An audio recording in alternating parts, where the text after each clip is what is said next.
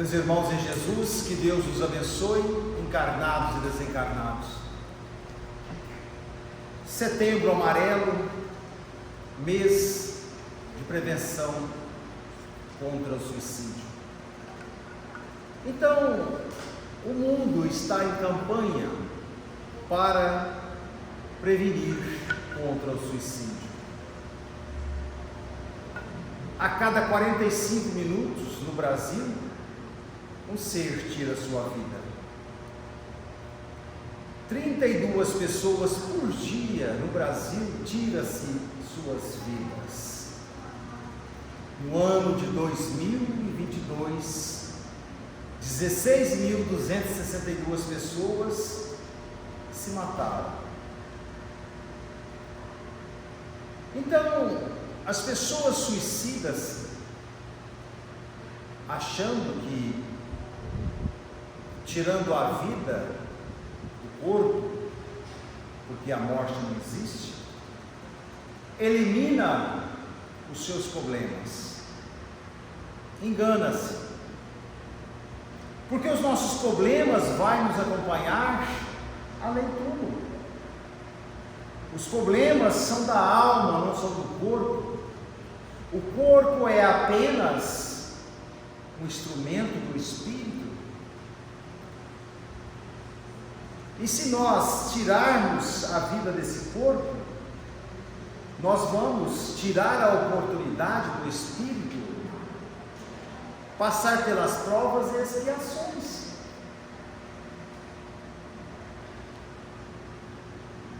E o corpo ajuda mais fácil o espírito a resgatar os seus débitos de ontem, porque através desse corpo podemos estar camuflados dos nossos inimigos do passado. Na pergunta 943 do Livro dos Espíritos, a qual Kardec perguntou aos espíritos: o que leva o ser a tirar a sua própria vida? A ociosidade, a falta de fé. Porque nós levamos uma vida simplesmente materialista. Nós não preocupamos com a nossa conduta moral. Essa ociosidade não é a ociosidade material, né? O trabalho material. É a ociosidade moral. Porque o trabalho material nós somos obrigados a executar para que nós possamos sobreviver. Temos que ganhar o pão de cada dia. Agora, essa ociosidade moral, essa falta de fé, porque nós não cultuamos isso.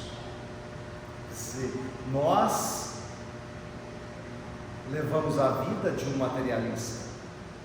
Como nos fala o Evangelho, somos frequentadores da porta larga, a porta da perdição.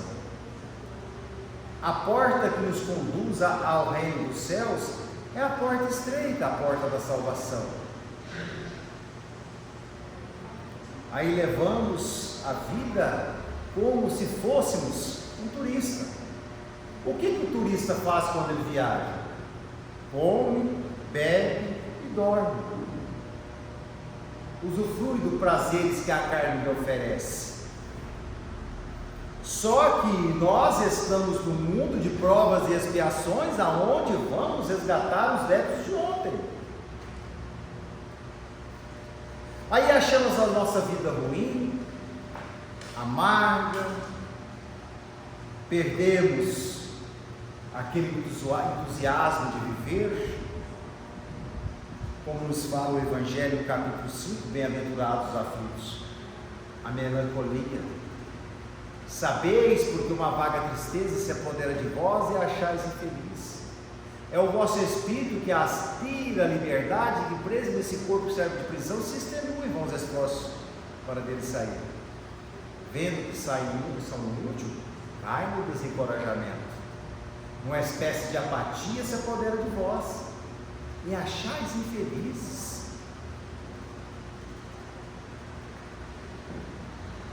Por quê? Porque nós não esperamos a nossa melhora. Porque nós não preocupamos em extirpar dos nossos corações este orgulho e esse egoísmo. Porque nós somos inconsequentes. O orgulho prevalece em nossas vidas. Porque aquele ser que tem o hábito da prece, aquele ser que vivencia a lei de amor, ele tem Jesus no coração. Ele jamais vai pensar em tirar a sua própria vida. Ele sabe que tudo é passageiro. Se está enfermo, ele sabe que é passageiro. Se está com um problema psíquico também, ele sabe que é passageiro. Tem fé em Deus. Então nós temos que aprender a buscar Jesus através da prece. Nós temos que aprender a fazer o culto do Evangelho no lar, uma vez por semana. O culto do Evangelho no lar não é ler o Evangelho todos os dias e fazer uma prece. Devemos fazer isso também. O culto do Evangelho no lar é nós marcar um dia da semana, no mesmo horário, reunir a família, colocar um copo de água para cada um dos componentes da casa, fazer o Evangelho, ler algumas perguntas do Livro dos Espíritos, fazer comentários, perguntar aos filhos e aos pais: como foi sua semana? Meu filho, por mais que a criança tenha 4, 5 anos, como foi sua semana? Como foi sua semana na escola? Então ali nós estamos preparando os nossos filhos para a vida, para a diversidade da vida, para evitar que eles se desesperem e venham tirar a sua própria vida. Porque a família é o porto seguro para todos nós. A família é muito importante na vida do ser humano. E há pessoas que não valorizam a família. Eu posso afirmar, sem medo de errar, que a família é uma instituição quase falida. Porque aonde a sociedade chama de família, podemos dizer que é um amontoado de seres debaixo do mesmo teto, aonde não existe amor, aonde não existe respeito. Então, quando nós nos propomos a unir alguém, nós temos que esquecer o eu e acrescentar o nós. Acrescentar o nós em renúncia, em prol desta empresa que tem 2 sócios, que com o futuro vai aumentar essa sociedade que são os filhos. É aí que criamos a nossa família em bases sólidas, para que nós possamos enfrentar as diversidades da vida, os problemas de todos os tipos,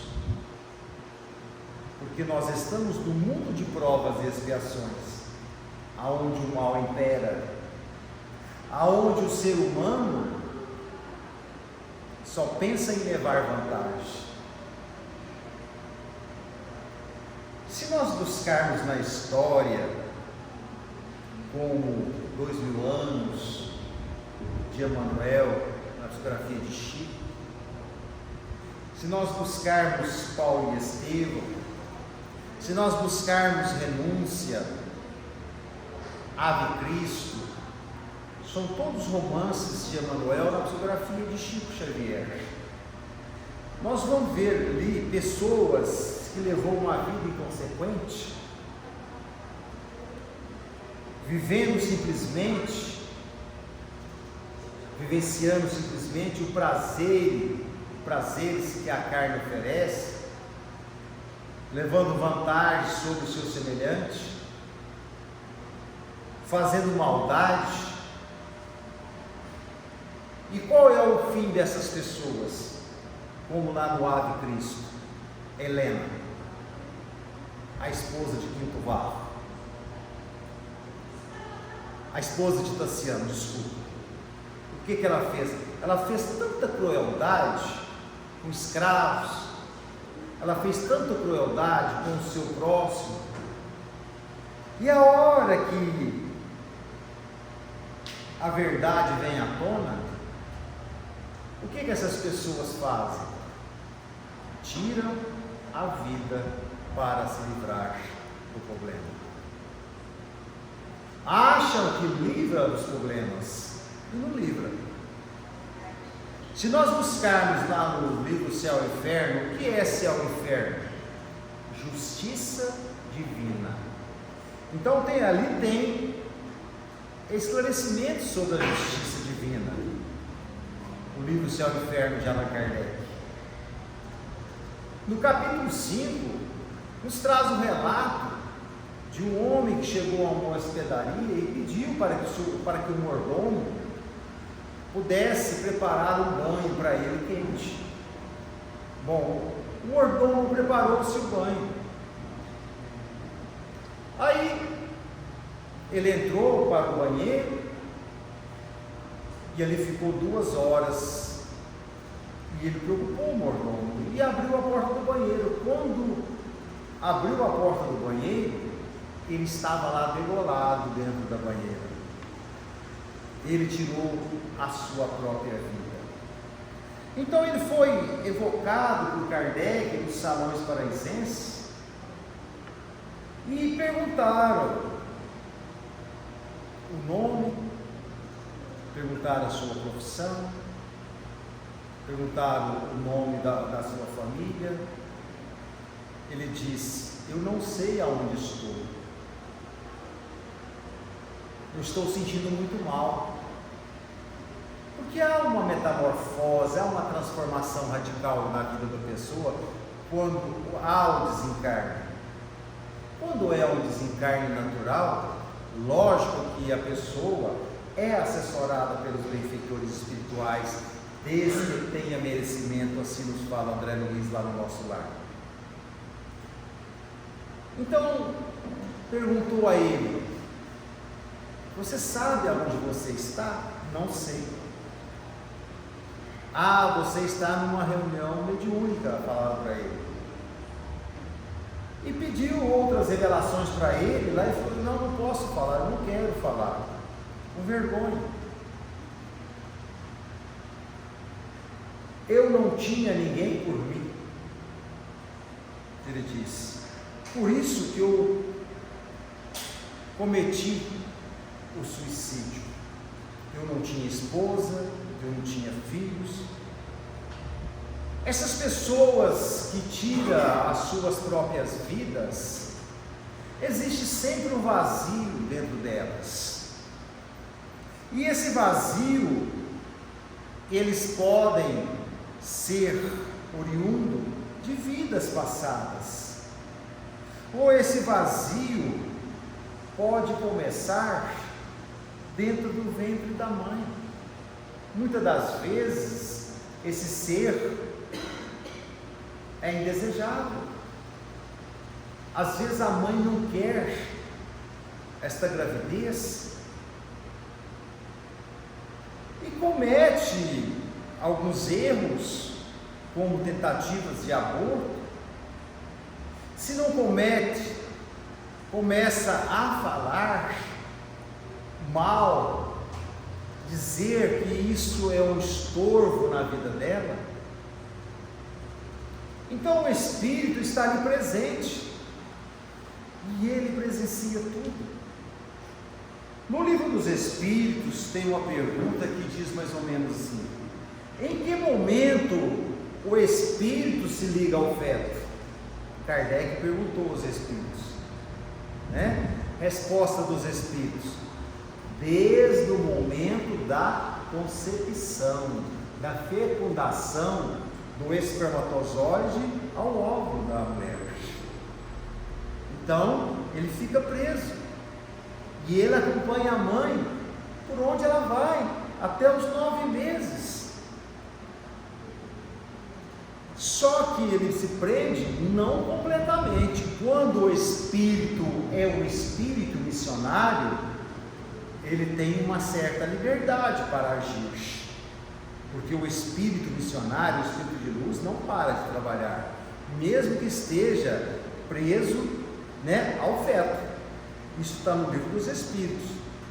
E quando completa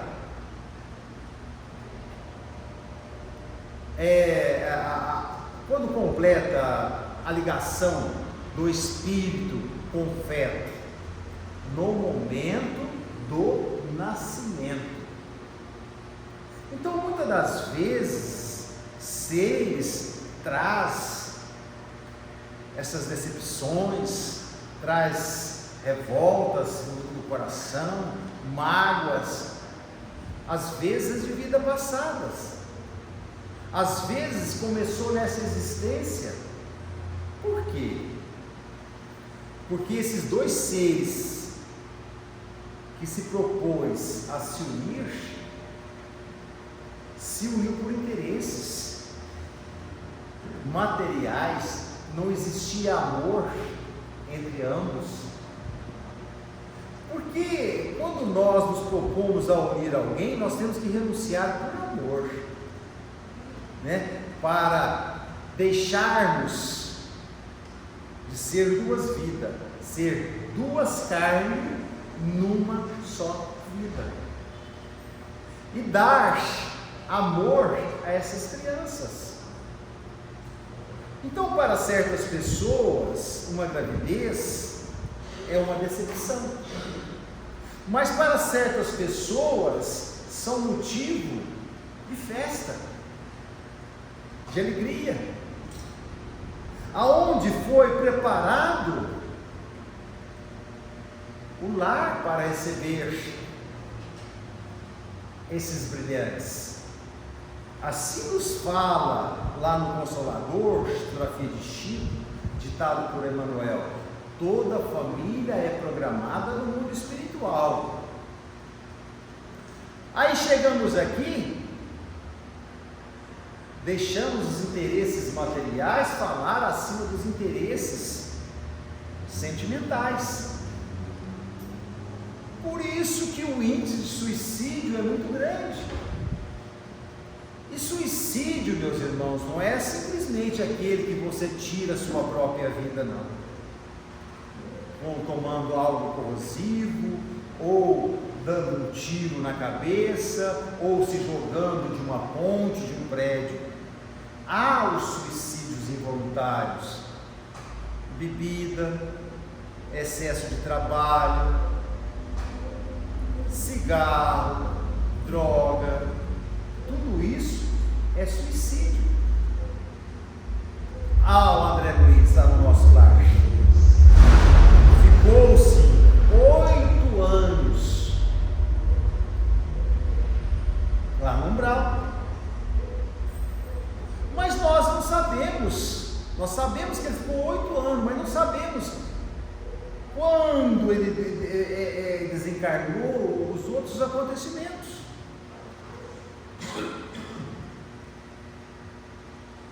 Esse homem que nos traz o relato no livro Céu e Inferno, capítulo 5, ele fala da tortura que ele passou em tirando a sua vida, o estado de perturbação. E lá ele nos fala no capítulo 5, quem tiver curiosidade, que busque o livro Céu e Inferno. Ele relata que ele ficou preso aos despojos carnais, em estado de putrefação, sentindo os vermes de corroer, até que vencesse o seu tempo. Nós todos temos uma programação. As coisas lá no mundo espiritual não é bagunçada como aqui na terra, não. Lá tudo está sob o controle de Deus. Então, saímos de lá. Por exemplo, o Valdo saiu do mundo espiritual com programação até os 80 anos, 85. Aí chega aqui, ele se envereda pela bebida, cigarro, e morre aos 70. É um suicida. Quer dizer, se ele desencarnar aos 70, e a programação era até 80 ou 85, falta completar, se for 80, 10 anos. Então, ele é um suicídio involuntário. Agora, aquele que tira a própria vida, como nos fala lá no Céu e Inferno, ele vai ficar preso ali até, se ele suicidou com 30 anos e o tempo era 80, ele vai ficar preso ali até dar os 80 anos, 50 anos. Olha que sofrimento. Isso é um estado de perturbação para o espírito. As obras de Chico, da psicografia de Chico, ela vem complementar as obras de Kardec. Então,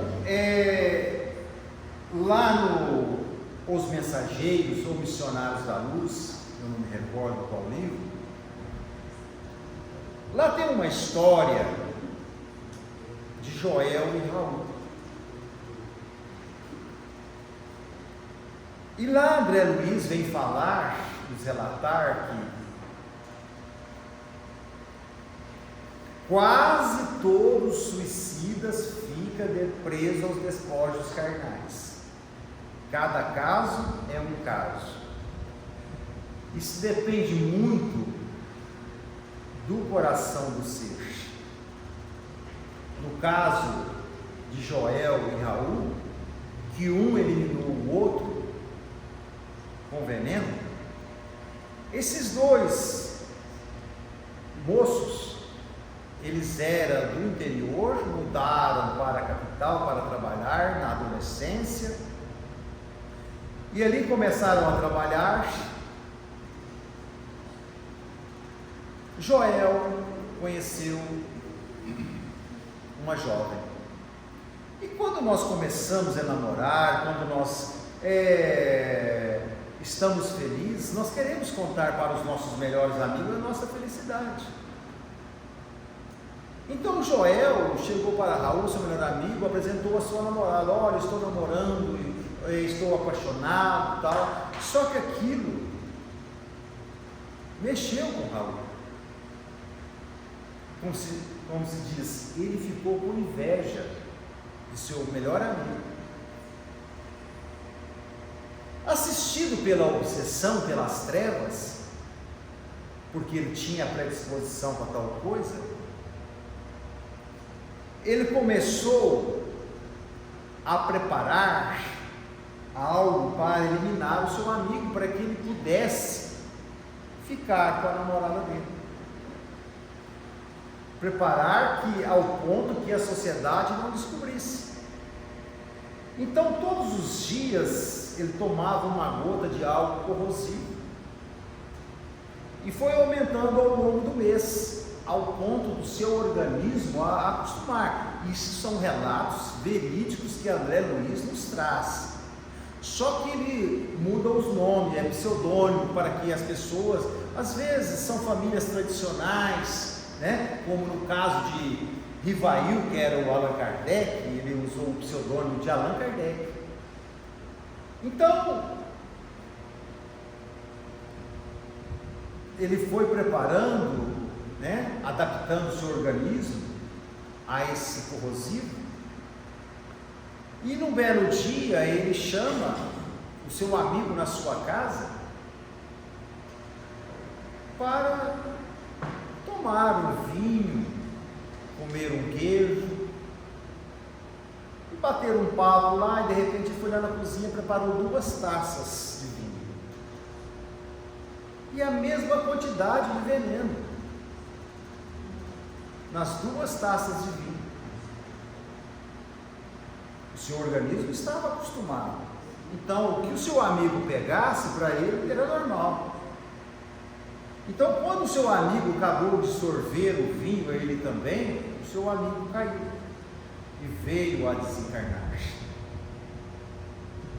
Ele casou com a namorada, ao passar do tempo, teve filhos, mas não teve paz. Ele não teve paz. Aonde ele olhava, ele via o espírito do amigo, querendo fazer justiça.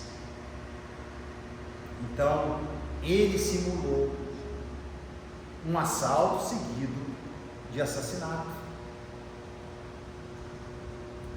Pois bem, a sua esposa achou que ele tinha sido roubado e assassinado.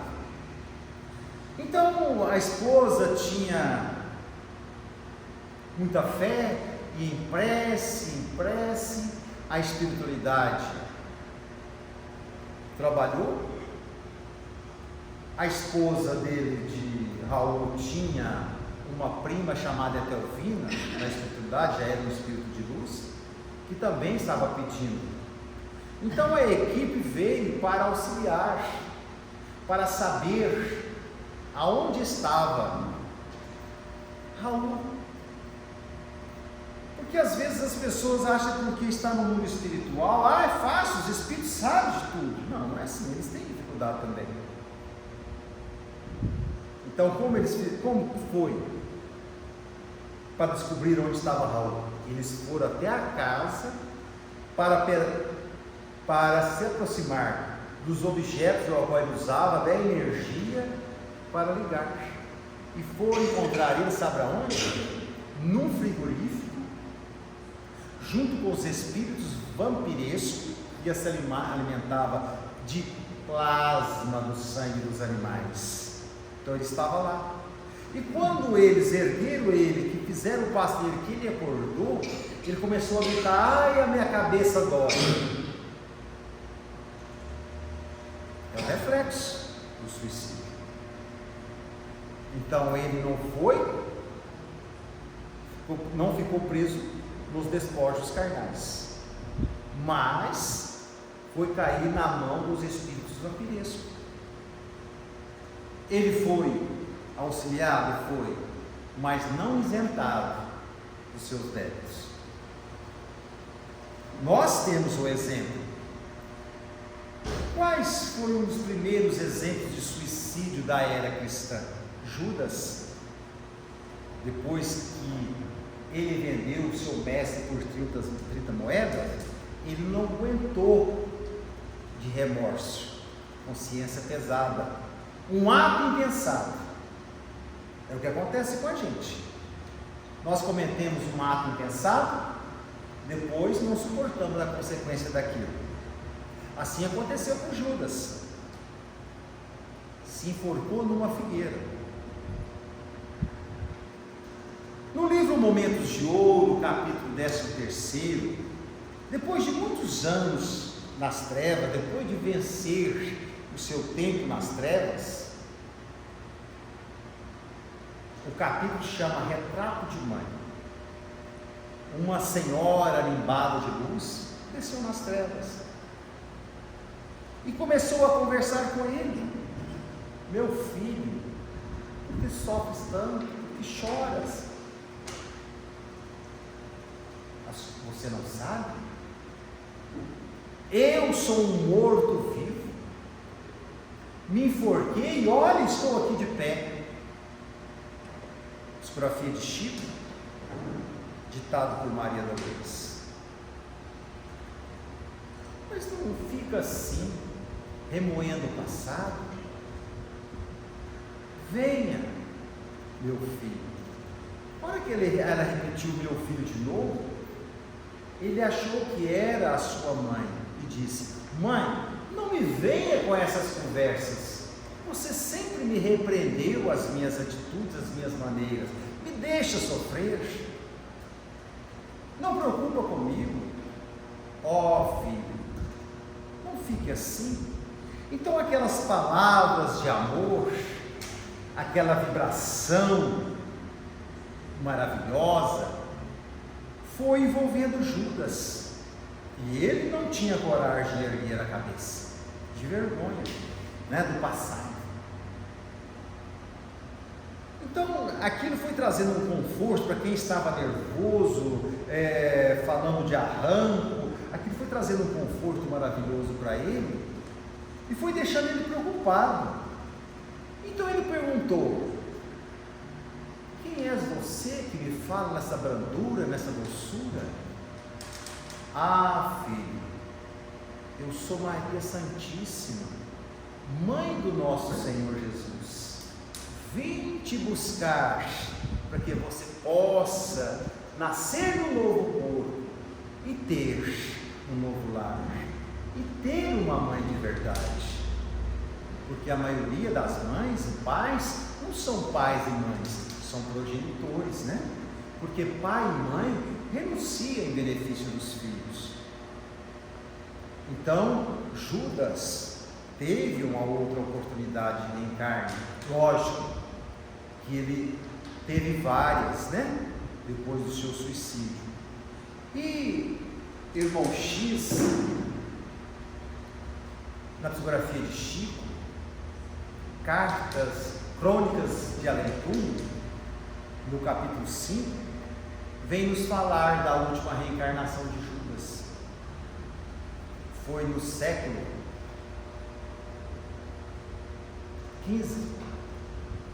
O século XV não quer dizer, meus irmãos, que é no ano, né? 15º ano, não. O século é sempre um século, 100 anos atrás. Então foi em 1400 a última reencarnação de Judas no planeta Terra. E muitos se assemelha à reencarnação de Judas, muitos colocam na internet, aqui está no livro de Chico, que Judas foi Joana d'Arc. Bom, nesse livro Crônicas de Além Túmulo, não fala que ele foi Joana d'Arc, foi no mesmo século, porque Joana d'Arc reencarnou em 1412 e desencarnou em 1431, precisamente com 19 anos. Ela foi queimada viva.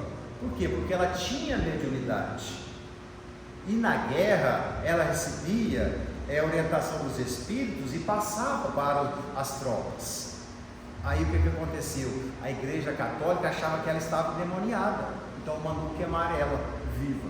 Bom, a última reencarnação de Judas, sendo no século XV, quer dizer, no ano de 1400, queimado também, mas quantas e quantos cristãos foram mortos queimados? Desde a época de Jesus, na Idade Medieval, na Idade Média queimava-se nas cruzadas cristãos e cristãos. Então a doutrina espírita nos fala de uma lei de causa e efeito. Plantar não é obrigado, mas a colheita é obrigatória. E o que aconteceu com Judas? Mesmo sendo discípulo de Jesus, mesmo sendo acolhido por Jesus, mesmo sendo acolhida por Maria Santíssima. Lembra daquela passagem do Evangelho, aonde fala perdão das ofensas, que Jesus disse a Pedro: Pedro, embainhe a tua espada, aquele que ferir pela espada perecerá. Quer dizer, lei de causa e efeito. Então Judas não traiu Jesus? Traiu. Então a sua última reencarnação, no ano de 1400 ou no século XV, ele foi traído e queimado vivo, mas sem nenhuma revolta. Demorou-se 1400 anos, mesmo sendo escolhido por Jesus, para que ele pudesse deixar todas as reticências do suicídio, da traição.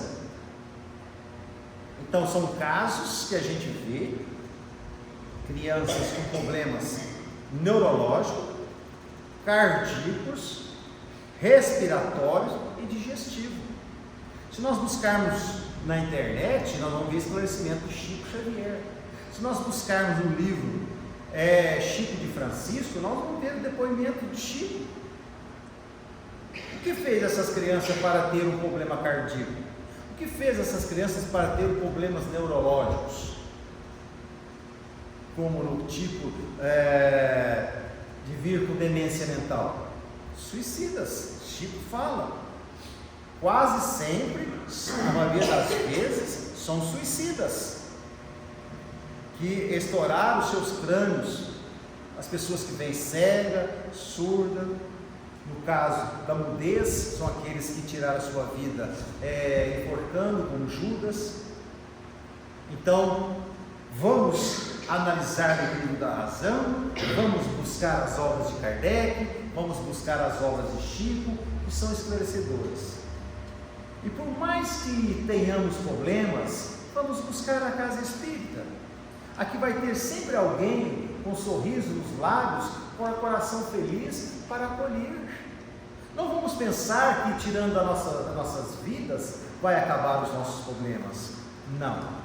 Os nossos problemas são de origem espirituais. E quando nós oramos a Deus, a Jesus, a espiritualidade, eles não nos deixam sem resposta, porque Deus é amor, Deus é bondade, Deus quer o melhor para os seus filhos. Então, quando oramos com amor, com sentimento, Deus não nos deixa sem resposta. Que Jesus nos abençoe, nos ampare, hoje, agora e sempre.